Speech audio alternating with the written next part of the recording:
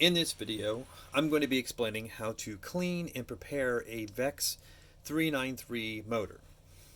We won't be going over gear ratios when talking about the preparation of a motor, but a gear ratio is important. VEX provides three: one for torque, one for normal operation, and then one for speed called the turbo gearing. In this case, I've already removed some of the screws from the case.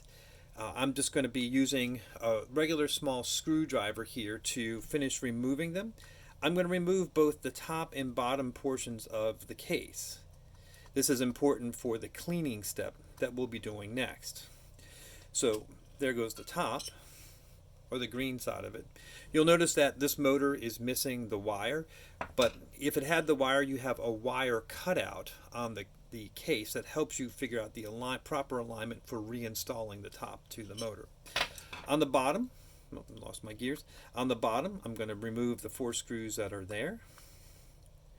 These are Phillips head screws. If you find that these screws are stripped out, there is a technique for using a file or a hacksaw blade or a Dremel tool for notching these screws and using a regular screwdriver for the purpose of removing them. Now, I want to note a couple of things here as we are working. First, let's take a look at this side of it. This is the power output side, or the side with the black cover. Notice that I have 2 gears in here, and then the back side of the motor with the wiring circuit exposed. On these gears, I can pull them out, and notice that I have here 3 parts that are clearly visible. And notice that this one appears to have been lubricated before. There is also one small part that is easy to overlook, and I'll point at it with the screwdriver. That part right there is a bearing or a bushing that the power output gear spins on. And if you look at the back of the power output gear, there is a cutout on the bottom of that fits precisely with that bushing. That bushing can come loose and can come off, and when it does, that bushing there, without that bushing, this gear does not spin properly and it can bind up. The same is true, by the way, with this bushing that goes over top of that output shaft. This bushing is intended to fit inside of the motor here, or the motor output, and to fit snugly there so that when the motor shaft is turning, it turns within that bushing and not rub against the plastic. If it rubs up against the plastic, again, it loses power and it won't run properly. The motor will overheat, it won't give you power, and it can cause a huge variation in the performance of the motor. On the back side of the motor, I'm going to reinsert these gears. You have one gear with a long shaft that goes on the long pin on the back. There is one gear with a very short shaft, and that goes right between the motor output gear and that gear with the long shaft. And all this does, these are just power transfer gears, and they transfer power from the output side of the motor all the way around to the front. And I don't know if you can see it there, but down inside, that long shaft now has teeth on it that interface with this gear here, and it interfaces with these teeth on this gear. So there are actually, this is fairly sophisticated, and if you count the number of gears that are involved here, you have 1, 2, 3, then you have 4, 5 gears, but then you also have the bushing and the output bushing, and both of those are a part of the motion part of this motor. So there are now 1, 2, 3, 4, 5, 6, 7 pieces that are part of the output of the motor. It's important to understand all those pieces that are involved. Now, I'm going to remove all of the gears from the case. So the gears are gone. One thing that happens with the 393 motors is that this motor can actually come loose. I don't know if you can see that moving, but this motor can come loose. These screws can appear to be tight. They're the ones that hold the motor in, but they do come loose, especially when the motor is under a lot of stress, a lot of torque. And so the first thing I'm going to do before I do anything is to tighten up these screws here with my Phillips head screwdriver, being careful to really push in firmly while I turn, because I don't want to strip those screws out. And I'm just going to make sure that they're tightened up. I mean, good and tight. I'm not going to over torque them, but I am going to make sure they're tight. And now when I go to move that motor, you can see that it hardly moves at all. The next thing that I need to do is to clean all of the gear surfaces and remove any old lubricant. I've put down a paper towel. I'll be using electronic cleaner. This evaporates very quickly and does a really good job with removing the grime that's inside of here, and it doesn't take much to get the job done. So I'm just going to spray the gear, the pins, and then I'm going to turn it upside down and let that drain out. I'm going to do the same on this side. This spray is also safe for electronics, but I want to point something out to you. Notice very little of the spray has been used, and look at all the dirt and grime that came out of this. So we're going to let that dry out. Let's set that aside, let that dry out. We're going to do the same with the gears that came out of the motor. First, I'm going to just spray through the hole that goes on the pins inside the motor, and then I'm going to spray the outside of the gear as well. Grime or heavy grease can reduce motor function as well. So we want to be sure that we get those gears, give them a good cleaning. And again, it doesn't take much spray to do this. I'm going to do the same thing inside and out with the output bushing. So I'm going to take my output gear. Not so important to do inside where the axle goes, but it is important to do the outside. So I'm going to spray this down, and also the bottom there. Make sure that that's good and clean. Let's set that aside. I'm going to do this with the gears, the power transfer gears that go on the back of the motor. Make sure that they are good and clean. I don't want grime to slow me down, slow my motors down, or bind things up. So I'm going to go ahead and do that on both of those. And notice that I'm paying special attention to getting through the hole where the pin is going to go. Now that they're done, I may want to do one last check to make sure that my bushing is clean and the output side of the power output side of the motor is clean. And you can see that these are already fairly dried out, almost ready for reassembly. I notice that in here I still have some grime that's still inside the motor, so I'm going to go ahead and hit that again with the spray and just see if I can get that cleared out here. I'm just shaking off the excess spray, and that looks much better. So this side is still a little grimy, so I'm going to spray that out again. You can see from the grime that has accumulated here on my paper towel that this motor was a bit of a mess, and that's not unexpected at all. We can expect that motors will get grimy when they're properly treated. The grease does its job, but it also gets used up.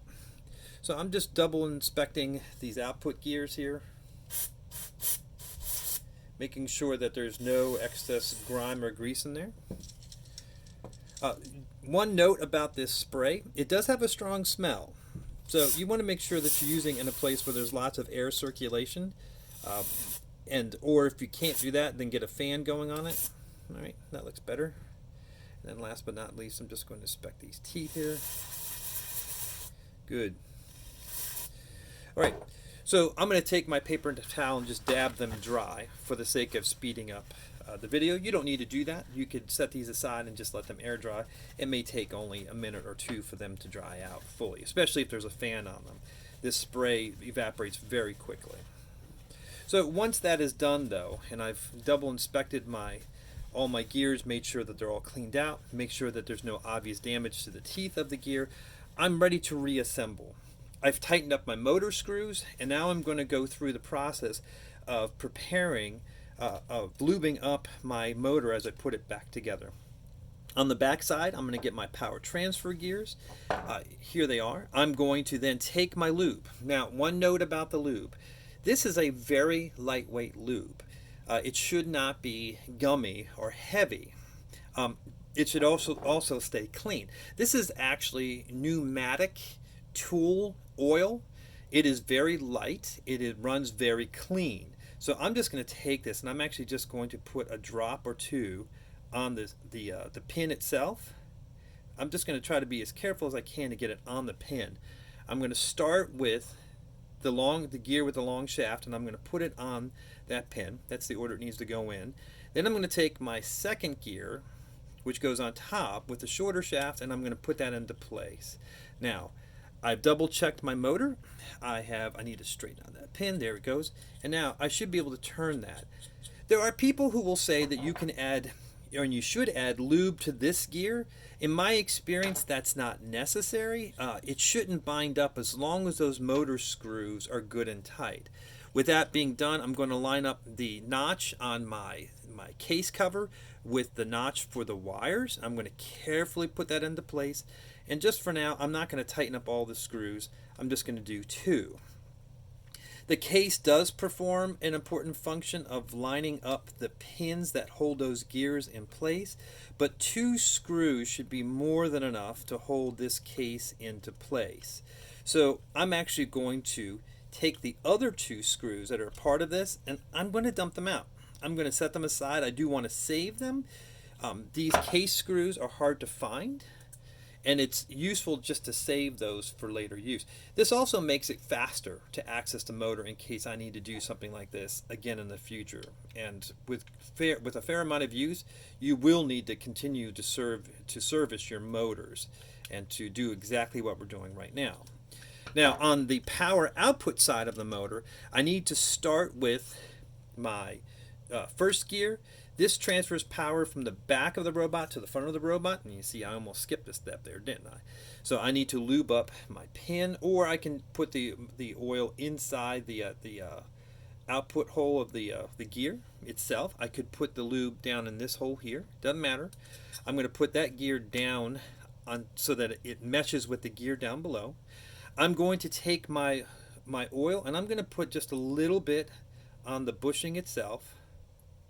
I don't want to put a great big ton of it there. But now I'm going to take my output gear here, and I'm going to do the same thing here, put a little dab of oil there. And now I'm going to take this, and I'm just going to set that into place. So that should all be meshed up.